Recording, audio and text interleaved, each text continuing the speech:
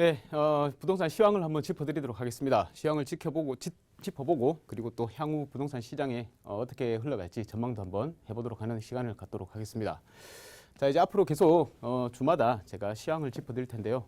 부동산의 지금 현재 흐름이 어떻게 가고 있다는 걸 느끼기에는 시황을 짚어보는 게 가장 좋습니다. 그래서 여러분들이 만약에 좀 움직이는 지역이 있다 그러면 그 부분들을 하나하나 짚어보시고 조금이라도 빨리 움직이시면 될 것 같습니다. 자, 일단 이 자료는 지난달이죠. 11월 달 23일에 나왔는 건데요. 오늘 이제 30일자로 또 국민은행에서 데이터를 업데이트했기 때문에 제가 죄송하지만 요거는 지지난주 자료를 가지고 설명을 드리겠습니다. 제가 들어오기 직전에 이제 검토를 한번 해봤는데요. 좀 바뀌었습니다. 부산이 여전히 이쪽 보시면 부산이 현재 굉장히 높은 상승률을 보이고 있습니다. 근데 부산 진구가 지지난주까지는 1위였는데 지난주까지는 보니까 이제 강서구 지역이 가장 많은 높은 상승률을 보이고 있었습니다. 자, 그리고 부산이 굉장히 상승률이 높고요. 그리고 또 보면 울산 남구, 전통적으로 울산에서는 남구가 가장 비싼 곳이죠. 이 울산 남구가 지방장이 지금 활활 타고 있는 중입니다. 울산 남구가 많이 높아졌고요. 그리고 김포는 지금 현재 좀 이번 조정 대상 지역으로 지정되고 난 이후에 약간의 하락은 아니고 좀 상승률이 조금 줄었다라고 보시면 되겠습니다. 그리고 파주는 여전히 마찬가지로 규제 지역에서 벗어나 있는 지역이기 때문에 파주가 많이 올랐다. 여기서는 지금 안 나와 있지만 일산, 고양시, 일산 그리고 일산 동구, 서구 할 것 없이 많이 오르고 있는 중입니다. 특히나 일산 서구가 좀 더 강세를 보이고 있다라고 생각을 하시면 되겠습니다. 그리고 현재 하락률을 보면 동두천이 수도권 내에서는 동두천이 유일하게 좀 하락폭을 좀 보이고 있습니다. 그 부분 참고하셔야 되고 동두천은 일단 현재까지는 상승폭 없이 계속 하락세를 유지하고 있거나 아니면 변동이 없이 계속 움직이고 있는 중입니다. 하지만 동두천마저도 나중에는 좀 더 상승세로 돌아설 수 있지 않을까 그런 생각을 간단하게 해봅니다. 왜냐하면 지금 현재 유동성이 굉장히 많기 때문에 이 시장이 계속 흘러가다가 지방으로 흘러가다가 또 지방이 높아지면 당연히 또 서울 쪽이 수도권 쪽이 또 싸 보이겠죠. 그래서 또 이쪽으로 넘어오는 그런 패턴을 보일 겁니다. 분명히 전세가는 계속 올라가고 있고요. 그래서 여러분들께서 시황을 짚어보고 한번 향후의 투자처를 어디로 해야 될지 한번 생각해 보시기 바랍니다. 마찬가지로 전세는 계속 오르고 있습니다. 뭐 떨어지는 지역이 없다고 보시면 되겠습니다. 계속 오르고 있고 목포와 과천은 뭐 아시다시피 뭐 프로지오 서밋이나 들어오는 물량들이 많죠. 역시 맞습니다. 이제 공급에 장사는 없는 것 같습니다. 공급량이 많이 쏟아지니까 전세가도 주춤하는 모습을 보이고 있죠. 자, 그러나 이제 하락률이 좀 줄어들고 있습니다. 과천 같은 경우도 줄어들고 있기 때문에 또 조만간 또 상승세로 전환되지 않을까. 지금 현재 전세난이 심각한 상황이기 때문에 그런 부분을 좀 생각해 볼 수 있겠습니다. 자, 현재 지난주도 보셨겠지만 지금 서울은 마찬가지로 불장이라고 보시면 됩니다. 계속 오르고 있는 중이고요. 서울에 보시면 전국적으로 지금 0.43포인트 정도 올랐고 그리고 서울에 지금 현재는 강북이 조금 더 높은 상승률을 보이고 있는 것을 확인할 수 있습니다. 자, 여러분 쭉 지켜보시면 뭐 노도강이라 그랬죠. 강북하고 노원하고 도봉구 이쪽 일대에 상승률이 좀 높다라고 생각을 하시면 되겠습니다. 전체적으로 상승률이 높고요. 또 금천구, 구로, 금천 뭐 할 것 없이 다 높은 상승률을 보이고 있음을 이곳에서 판단을 할 수가 있습니다. 자, 왜 그렇습니까? 전세 가격이 상승해 주기 때문이죠. 우리가 지금까지 매매가가 굉장히 올랐기 때문에 피로도가 굉장히 좀 누적되어 있는 상황이었습니다. 그래서 앞으로 더 오르겠나 그런 일말에 일단 의심도 해볼 수 있었는데 웬걸 어쨌든 전세난이 터지게 되면서 임대차 입법이죠. 전세난이 터지게 되면서 어쩔 수 없이 전세가가 이렇게 또 올라가고 있는 상황입니다. 전세가가 올라가면 당연히 매매가와의 가격 차이가 조금씩 줄어들게 되죠. 기존보다 줄어들게 되니까 아무래도 또한 전세가 상승으로 인해 가지고 매매가를 또 탄탄하게 받쳐주면서 매매가가 밀어올리는 그런 현상이 지속될 것 같습니다. 어쨌든 전세난에 대한 대책이 풀리지 않는 이상에는 향후 이 유동성 장에서 일단은 계속해서 매매가는 조금씩 지속적으로 상승할 것이다라고 충분히 예상해 볼 수 있겠습니다. 자, 현재 경기도 일대입니다. 경기도 일대 주목해서 봐야 될 부분이 쭉 보시면 일산이죠. 일산이 좀 더 진한 색으로 표시가 되어 있습니다. 일산이 분당 일기 신도시 내에서는 일기 신도시들을 비교했을 때는 일산 지역이 굉장히 가격이 오르지 않았었죠. 이 일산 동구, 서구, 덕양구 할 것 없이 가격이 별로 오르지 않았습니다. 그렇지만 이제 드디어 일산에 계신 분들은 좀 웃음이 빵긋 네, 빵긋하시게 되겠죠. 자, 가격이 좀 오르고 있는 중입니다. 자, 이 가격이 올랐으면 나중에 향후에 만약에 가격이 뭐 조정장이 온다 하더라도 크게 떨어지진 않을 겁니다. 일산은 전통적으로 좀 사용 가치가 굉장히 높은 지역이기 때문에 원래 전세가율이 좀 높았습니다. 그런데 전세가율이 더 높아지는 만큼 매매가도 이렇게 올라간다라고 생각하시면 되겠고요. 또 용인의 처인구 쪽이 좀 가파른 상승세를 좀 보이고 있는 중입니다. 그리고 여기 보시면 김포죠. 김포 지역이 가파른 상승세를 보였는데 이제 일단 지난번 조정장이 아니고 조정 대상 지역으로 지정이 되면서 어쨌든 조금 더 상승폭이 조금 준다라고 보시면 되겠습니다. 자, 전세가는 마찬가지로 매우 오르고 있는 지역이고요. 광역시 또한 많이 오르고 있습니다. 부산, 특히나 부산을 좀 주목을 해야 될 것 같은데요. 부산이 계속 지속적으로 좀 오르고 있는 중입니다. 해운대, 전통적으로 부촌이죠. 해운대가 계속 매우 상승하는 모습을 보이고 있고요. 굉장히 진한 상태고 마찬가지로 조정 대상 지역으로 지정이 되면서 약간은 주춤하는 모습을 이번 주에 확인을 할 수 있었습니다. 자, 하지만 계속 오르고 있다. 그리고 주변으로 이제 번져나가는 형태죠. 번져나가는 형태 중에 가장 주목해야 될 게 지금 강서구가 전통적인 부산에서 치면 외곽에 있는 변두리 지역이 있습니다. 변두리 지역이 있는데 이 지금 2.02포인트가 지금 현재 2.02%가 11월 23일까지 나와 있는데요. 11월 30일자를 보시면 이게 또 한 3%포인트 높아졌는 것을 확인할 수 있습니다. 그래서 그만큼 가격이 많이 상승하고 있다. 상대적으로 쌌던 지역이 너무 싸 보이니까 이제 그쪽 지역으로 많은 투자자들이 몰리고 있다. 거기다 실수요까지 받쳐주니까 그야말로 폭등 장세를 보이고 있는 것 같습니다. 자, 전세가가 올라가고 있는 중이고요. 광역시 매매가도 뭐 쭉 살펴보시면 크게 진한 색깔은 아니지만 어쨌든 상승세를 유지하고 있으면서 대전도 좀 비싼 상태로 유지를 하고 있고 울산, 특히나 울산의 남구 같은 경우는 굉장히 과열되어 있는 양상이다라고 보시면 될 것 같습니다.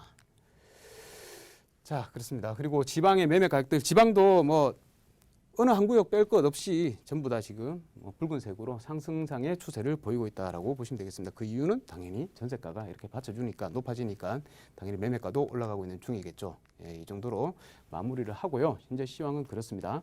자, 말씀 안 드린 게 있는데 제주도마저도 지금 현재 제주도가 계속해서 하락장을 보이고 있었습니다. 근데 지금은 이제 또 상승 추세로 전환했다라고 보시면 되겠으니까 제주도에 관심을 두고 계신 분들은 조금 더 현재 지역에 뭐 전화를 하신다든지 해서 한번 가보시다든지 해서 이 흐름을 보시고 조금 더 재빠르게 부산, 제주도 지역에 한번 투자를 검토해 보시는 것도 좋을 것 같습니다. 지금 상황에서는. 자, 이렇게 이제 가격이 계속 오르고 있는 중입니다. 뭐 누구든 다 예측을 하죠. 2021년 내년도 이후에는 부동산 시장의 전망이 어떻게 될 것이냐 하면 폭락 없이 상승장을 계속 유지할 것이다라고 예상을 하고 있습니다. 자, 그렇게 예상을 하는 것 중에 하나가 지금 현재 시중에 통화량이 굉장히 많이 풀려 있기 때문이죠. 그거와 관련해서 KDI, 그러니까 우리나라 한국개발연구원이죠. 한국개발연구원, 우리나라의 최고의 그냥 싱크탱크라고 말할 수 있습니다. 그 경제 전망 분석 보고서에 하나 실려 있는 내용이 있는데 그거를 11월 달에 발표된 내용인데요. 이 자료를 한번 가지고 살펴보도록 하겠습니다. 통화 공급 증가의 파급 효과와 코로나19가 왔는데 코로나19에 따른 경제 위기의 상황에 따라서 앞으로 시장 상황, 경제 상황이 어떻게 될 건지, 그리고 주택 가격은 또 부동산 가격은 어떻게 될 건지 한번 짚어봤기 때문에 이 부분을 한번 유심히 한번 천천히 살펴보도록 하겠습니다. 자, 일단 문제 제기를 했는데요. 우리 그렇습니다. 이렇게 코로나가 옴으로 인해서 실물 경제가 이렇게 위기고 아직까지 회복될 기미가 안 보이는데 주택 가격이 오른다는 게 말이 되냐라고 말씀하시는 분들이 많습니다. 하지만 여기에서도 문제 제기를 했듯이 코로나19 위기를 극복하기 위한 경제 정책이 실물 경기의 회복에는 기여하지 못한 채 자산 가격만 상승시키는 것은 아닌지 우려가 제기된다라고 했습니다. 일단 문제 제기가 이렇게 나왔고요. 거기에 대해서 그 문제가 어떻게 이런 상황이 발생됐는지 이 내용들이 나오니까 한번 살펴보죠. 코로나19 19의 충격으로 인해 가지고 기업 부문의 유동성 수요가 확대된 가운데 이에 대응한 확장적 통화 그리고 재정정책, 통화정책, 재정정책이죠. 금융안전정책으로 해서 통화 공급이 늘어난 데 주요 원인이 있다라고 짚어놨습니다. 자, 이 통화정책, 재정정책 간단하게 우리 경제 상식으로 한번 짚어보고 넘어가겠습니다. 통화정책이 뭐냐면 기본적으로 국가가 경제를 운영하는 데 있어가지고 두 가지 정책을 활용을 합니다. 하나는 통화정책이고요. 또 하나는 재정정책입니다. 통화정책이라고 하는 것은 중앙은행, 시중의 중앙은행인데요. 우리나라로 치면 한국은행입니다. 이 중앙은행이고요. 미국 같은 경우는 페더라고 그러죠. 미 연준이고 우리나라 같은 경우는 한국은행입니다. 발권력을 가지는 은행이죠. 중앙은행이고 정부 재정정책은 이 정부에서 직접적으로 시행하는 정책이라고 보시면 되겠습니다. 이 통화정책이라는 것이 무엇이냐면 자, 일단 한국은행에서 금리를 경제가 상향이 침체되었을 때 경기를 살리기 위해서 금리를 낮춘다든지 아니면 재할인율을 낮춘다든지 아니면 지급 비율을 낮춘다든지 해서 일단 시중에 통화를 공급하는 정책이고요. 재정 정책은 정부가 세율을 낮춘다든지 아니면 직접적으로 재난지원금 같은 형태로 국민들에게 직접 돈을 주는 겁니다. 그런 정책이 두 가지가 나뉘게 되는 것이죠. 이 통화 정책을 기본적으로 예를 든다 그러면 이게 어떻게 되느냐면 금리를 낮춘단 말이죠. 금리를 지금 현재 제로금리 시대 아닙니까? 금리를 낮추게 되면 당연히 기업에서는 대출을 많이 일으키게 됩니다. 대출을 해서 대출을 많이 하게 되겠죠. 대출을 하게 되면 이게 어떻게 되겠습니까? 당연히 설비 같은 데 투자를 많이 하게 되죠. 투자를 하게 되고 이 투자를 많이 하게 되면 당연히 고용을 많이 하게 될 거고요. 고용을 증가시킵니다. 고용을 증가시키면 당연히 고용을 증가시키기 때문에 소득 수준이 높아지겠죠. 소득이 증가하게 됩니다. 근로자들의 임금이 증가한다는 말이죠. 이렇게 임금이 증가하게 되면 당연히 소비가 늘어나게 되겠죠. 소비가 늘어나면 그로 인해서 수요가 증가하게 됩니다. 그죠? 수요가 증가하니까 또 어떻게 됩니까? 공급을 많이 해달라고 공급에 대한 요청이 들어가겠죠. 공급 요청이 들어갑니다. 그렇게 해서 또 많이 공급이 요청이 되면 또 설비에 대한 투자가 늘어날 것이고요. 이렇게 선순환이 이루어지는 것이죠. 선순환이 이루어져서 경기를 또 침체된 경기를 회복시킨다라는 내용입니다. 재정정책도 마찬가지입니다. 직접적으로 정부에서 국민들에게 재난지원금 형태로 돈을 준단 말이죠. 돈을 주면 소비가 증가됩니다. 소비가 증가되면 당연히 수요가 증가될 거고요. 마찬가지로 수요가 증가되면 공급에 대한 요청이 증가될 거고요. 공급에 대한 요청이 증가되면 당연히 또 투자가 늘어날 것이고 이로 인해서 소비가 늘어나고 소득이 높아지고 소비가 늘어나고 이런 선순환의 경기를 일으켜서 경제적으로 우리나라의 침체된 경기를 활성화시킨다는 것인데요.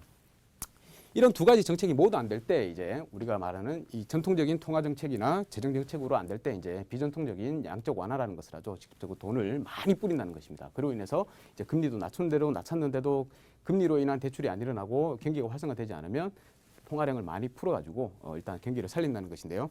너무 장세한 내용은 나중에 한번 다시 설명드리도록 하겠고, 이로 인해서 이렇게 통화정책이나 재정정책으로 인해 가지고 대출 가능한 통화량이 확대가 됩니다. 이 통화량이 많이 확대가 되면 시장에 보는 통화가 많이 풀리게 되면 그로 인한 신용통화, 즉 M2라고 하는 것은 광역적인 광의의 통화인데요. 이 광의의 통화는 약 한 14배에서 15배 정도 상승을 하게 됩니다. 왜냐하면 은행의 지급 준비율이 7%가 되는데요. 이 7%가 계산을 해보면 약 한 14배에서 15배 정도 나옵니다. 그래서 보는 통화가 이렇게 보는 통화마저도 증가를 하는데 광의 통화는 거의 뭐 이런 식으로 증가를 하게 됩니다. 그래서 한 14배에서 15배 정도 많이 증가하기 때문에 시중의 통화량이 그만큼 많이 풀린다는 거죠. 지금 현재 우리나라의 광의 통화량 기사를 보면 한 3,112조 정도 된다고 합니다. 그러니까 3,000조가 넘는 금액이 지금 시중에 떠돌고 있다는 것이죠. 굉장히 많은 금액이 떠돌고 있기 때문에 당연히 이 자금이 어디로 가겠습니까? 자산시장으로 들어가겠죠. 자산시장으로 들어가면 부동산이나 주식으로 들어갈 텐데 주식 같은 경우는 비교적 불안정 자산이죠. 그래서 많은 분들이 이제 부동산으로 눈을 돌리게 되고 부동산으로 자금이 유입되기 때문에 가장 쉬운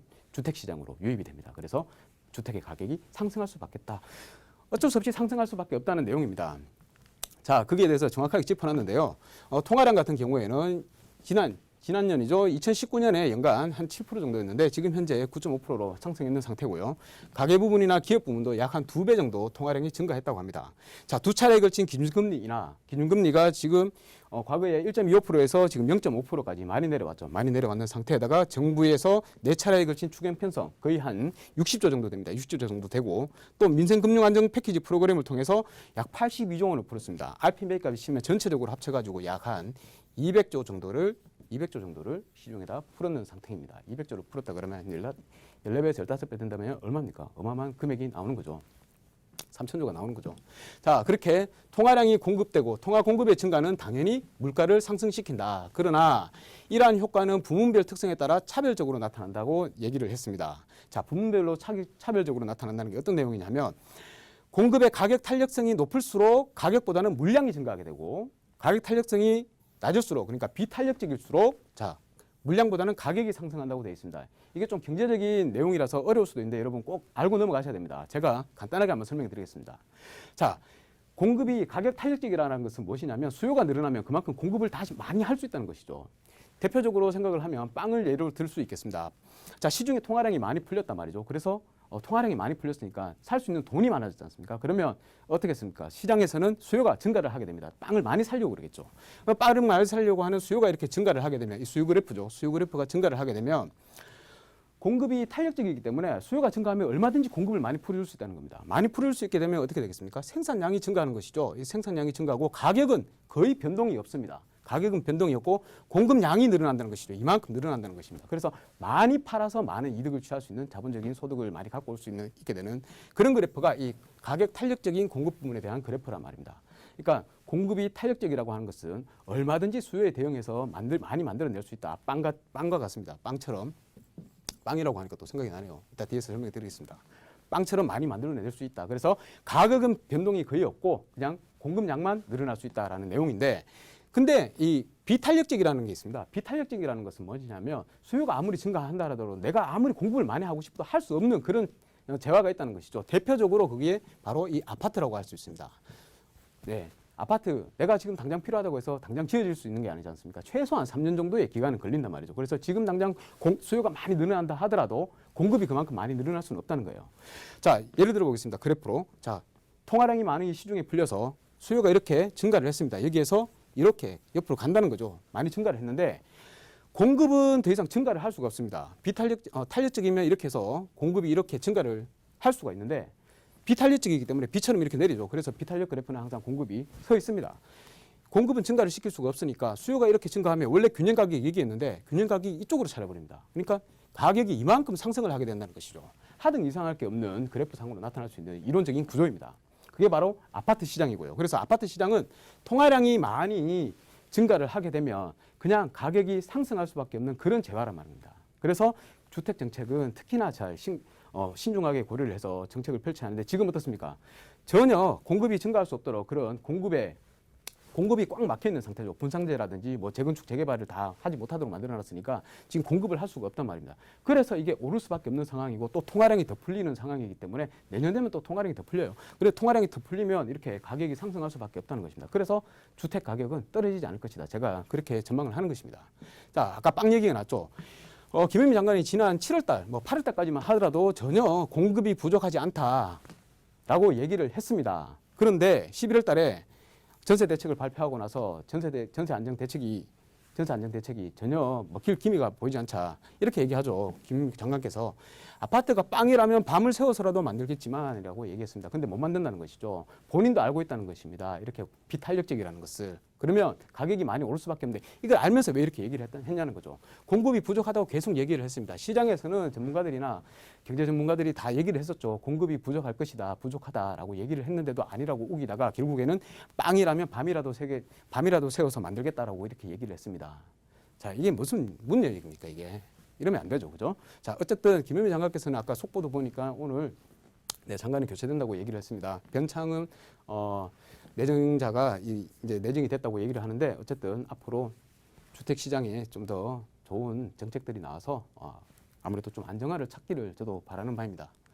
자, 어쨌든 이렇게 공급이 통화량이 많이 공급됩니다. 이 실증 분석 결과를 보면 통화량 공급이 증가할 때는 주택 가격은 상대적으로 빠르고 큰 폭으로 반응하였고 주가 지수의 반응은 유의하지 않았다고 얘기했는데 어쨌든 주가는 통화량 증대하고는 크게 상관이 없더라. 큰 상관관계를 보이지 않더라. 하지만 주택 가격은 굉장한 상관관계를 보이더라. 이게 무슨 내용이냐면 통화량이 1%만 딱 증가를 하더라도 자, 한 4분기 만에 약 한 주택 가격은 1% 정도로 같이 상승을 하더라라는 얘기입니다. 그래서 통화량이 공급되면 주택 가격이 당연히 상승을 한다. 이 내용은 이제 단기적으로 봤을 때 주택 가격이 상승한다는 것인데 이렇게 광의 통화량이 이렇게 증가를 하면 주식 가격은 이렇게 오늘 3월에도 있었죠. 큰 폭으로 하락하는 경우가 생깁니다. 통화량의 증가와는 크게 상관없이 이렇게 움직이는데 주택 가격은 꾸준히 이렇게 상승을 하더라라는 내용입니다. 자, 우리가 여기서 봐야 할 것은 무엇입니까? 즉 결국에는 통화량이 증가하면 주택 가격은 상승할 수밖에 없다. 특히나 비탄력적인 아파트 공급 같은 부분에서는 상승을 할 수밖에 없으니까 우리가 투자를 한다면 주택으로 투자를 해야 된다라는 얘기죠. 그리고 한 가지 더 봐야 될 것이 뭐냐면 이렇게 KDI가 보고서를 이렇게 발표를 하면서 결국에는 주택 가격이 오르더라도 어쩔 수 없이 경기 개선을 위한다면 실무 경기의 개선을 위한다면 통화 공급을 늘려야 한다고 제언을 했습니다. 통화 공급 확대 정책은 필요하다. 자, 주택 시장 가격을 올리더라도 실물 경기 개선 효과도 있기 때문에 실물 경기 개선이 더 중요하죠. 그래서 통화 공급은 계속적으로 확대를 해야 한다라고 얘기를 했습니다. 이 결과 논문의 결과를 보고서의 결과를 봤을 때도 앞으로 통화 공급량은 계속 늘어날 것이다라고 충분히 예상할 수 있는 부분이고요. 당연히 KDI 국책기관에서 이렇게 보고서를 작성을 해서 이렇게 제출을 하면 그것을 국가 정책에는 반영을 하게 되겠죠. 그래서 앞으로 통화량이 줄어들 기미는 전혀 보이지 않는다라고 예상이 되고요. 자, 어쨌든 통화 공급을 늘려야 한다고 했습니다. 우리 지난 시간에도 제가 말씀드렸지만 이렇게 주택 가격 지수와 광해 통화량 M2와의 비교 관계를 나타낸 그래프입니다. 파란색 선이 통화량 M2고요. 검은색 선이 바로 주택 가격 지수입니다. 통화량이 늘어남에 따라서 우상향함에 따라서 자본주의 사회는 통화량이 늘어날 수밖에 없습니다. 자, 늘어남에 따라서 주택 가격 지수도 계속적으로 늘어나는 증가폭을 보이고 있는 것이죠. 근데 한번 보시면 M2의 통화량에 비해서 주택 가격이 떨어질 때가 있습니다. 그리고 통화량에 비해서 주택 가격이 높을 때가 있고요. 자, 그런데 여기서 우리가 짚고 넘어가야 될 것은 무엇이냐면 통화량에 비해서 주택 가격이 낮다 그러면 당연히 이 주택 가격 지수 통화량에 맞추기 위해서 수렴을 하기 위해서 노력을 한다는 것이죠. 그리고 만약에 통화량에 비해서 주택 가격 지수가 높다 그러면 당연히 또 낮추기 위해서 노력을 한다는 것이죠. 시장은. 그런데 지금 현재는 어떻습니까? 자, 2017년부터 시작해가지고 통화량이 M2가 계속적으로 풀리고 있습니다. 그런데 주택 가격 지수는 주택 가격은 이 통화량이 증가하는 것만큼 따라가지 못한다는 말이죠. 그러면 어떻게 되겠죠? 결국에는 상승을 해서 만나게 된다는 것이죠. 이 만나게 되는데 그러면 앞으로 주택 가격이 오를 수밖에 없다라고 예상이 되는 부분입니다. 그래서 특별한 상황이 생기지 않는 한, 특별한 정책이 나오지 않는 한, 공급이 확대되는 정책이 나오지 않는 한 주택 가격은 상승할 수밖에 없다. 결론은 무엇입니까, 여러분? 지금이라도 늦지 않았으니까 투자를 하시든지 아니면 실구주 주택이 없으신 분들은 주택을 하나라도 한 채라도 마련하기 위해서 지금 현재 노력을 하셔야 된다는 겁니다. 그게 바로 우리가 이 부동산 시장, 자산 시장에서 우리의 불을 잃지 않고 어떻게든 유지할 수 있는 그런 방법이라고 생각됩니다. 토마 피케티도 이렇게 얘기를 했더라고요. 토마 피케티라면 경제학자로 유명한 분이시죠. 그렇습니다. 경제 성장률이 그러니까 소득이 자산의 성장률을 따라가지 못한다. 소득을 아무리 우리가 근로소득을 많이 번다고 하더라도 실물 자산의 상승률을 따라갈 수는 없다라고 말했습니다. 자본주의 역사상 그렇다고 합니다. 통계상 그렇게 나타났으니까 우리가 어떻게든 실물 자산을 하나를 보유하고 있어야지 우리가 남보다 뒤처지지 않을 수 있다라고 말씀드릴 수 있겠습니다. 그러면서 이 강의를 마치고 다음에는 또 부동산의 좋은 지역, 어떤 지역을 투자를 해야 되는지에 대해서 한번 넘어가 보도록 하겠습니다. 감사합니다.